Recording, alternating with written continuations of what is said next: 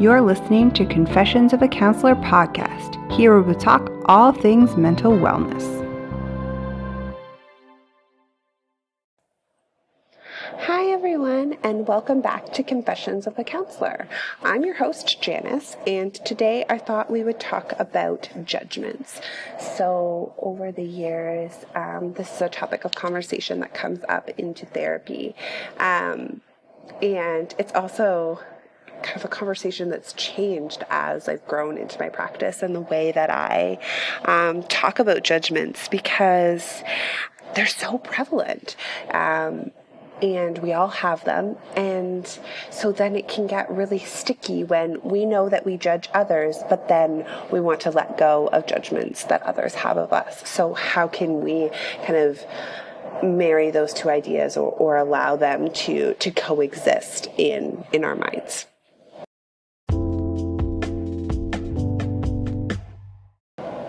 So let's jump right in.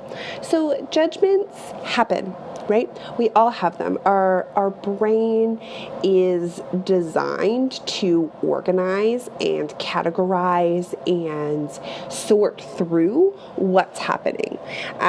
It's also very, very efficient in this process. So oftentimes we are judging things or categorizing things or placing things in a certain system because our brains are so efficient at doing it. So our brains don't want to waste time in organizing or categorizing or figuring out where this thought or person or thing belongs.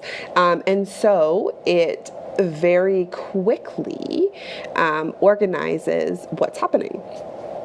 So this is a very natural and easy process to occur.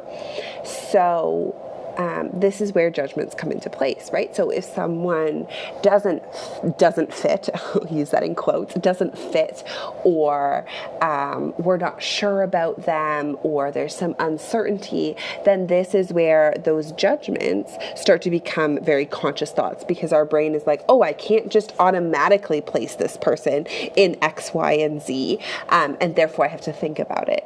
And that's where that like judgy place can come from. Again, quotes, judgy. And so that's when we start to notice what's happening. So oftentimes we're worried that someone is, again, actively judging us or actively trying to place us in a category, which often doesn't happen, right? Like these things are subconscious. People aren't thinking about the way in which they're placing us or our behaviors into a category. It's just happening naturally and automatically. And they're in their own process for that, right? They're worried that someone else, you, is going to judge them or be actively trying to place them into a category.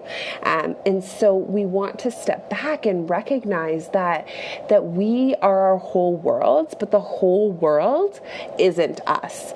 And this reminder, again, there's some cognitive dissonance there. There's some push and pull that doesn't quite make sense. But when we can step back and recognize that I'm observing the world from my perspective, and therefore I'm the most important thing in that scenario, and everyone else around me is doing that same thing, it can take some of the heat off of the judgments. Because then if I'm the main character in my story, then I need to focus on me. I need to take responsibility for me. I can change me. And I don't have to do that for anyone else. And therefore, if they have judgments or they want to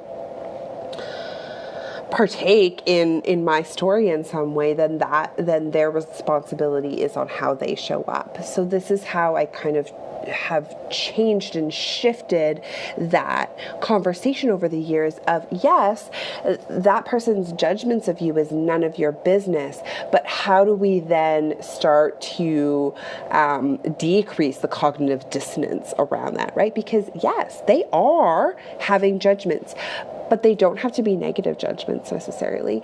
And it doesn't mean that they have to be actively doing it.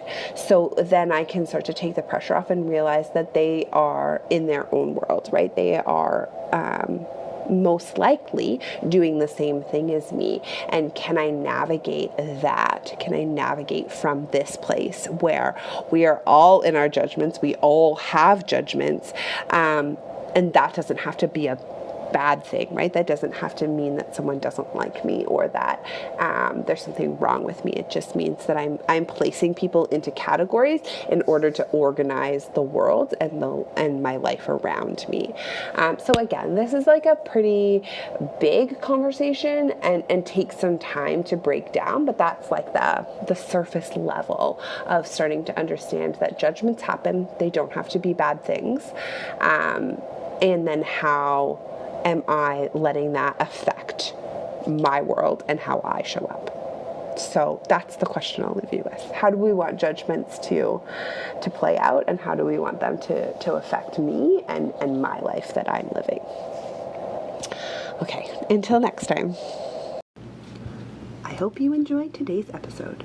Confessions of a Counselor podcast is available anywhere you like to listen to your podcast, both on Apple and Android. New episodes will be released every Friday. If you enjoyed this podcast, please feel free to join the conversation. Leave a review or subscribe to the podcast hosted on the Anchor app.